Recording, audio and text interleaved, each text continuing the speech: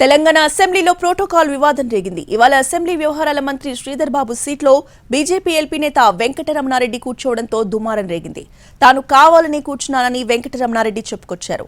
అంతేకాకుండా ఎమ్మెల్యేలకి జిల్లాల్లో జరుగుతున్న అవమానంపై అసెంబ్లీలో చర్చించాల్సిందేనన్నారు.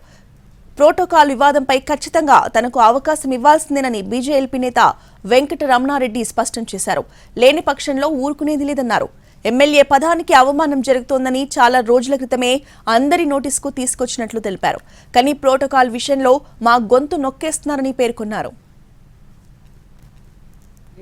రేపు నాకు ఈ ప్రోటోకాల్ విషయంలో కానీ వైలేషన్ విషయంలో కానీ మంత్రులు చేస్తున్నటువంటి పనుల విషయంలో కానీ నేనెవరిని నిందించడానికి మాట్లాడలేదు. నాకు ఎమ్మెల్యే అనే పదానికి జరుగుతున్న అవమానం గురించి మాట్లాడుతున్నాం. ఇలా వెంకటరమణారెడ్డి ఉంటాడు, రేపు వెంకటయ్య ఉంటాడు. అదేం పెద్ద పర్మనెంట్ కాదు. ఇక్కడ ఉన్నాడు, అక్కడ ఉంటాడు, అక్కడ ఉన్నాడు, ఇక్కడ ఉంటాడు, ఇక్కడ ఉన్నాడు, అక్కడ కూడా ఉంటుండొచ్చు టైం వస్తే. దాంట్లో ఏం సమస్య లేదు. కానీ ఇవాళ ఆలోచన ఉండాలా. రేపటి అవకాశం ఇవ్వము అని అంటే మాత్రం రేపు ఊరుకోవడం లేదు అధ్యక్ష.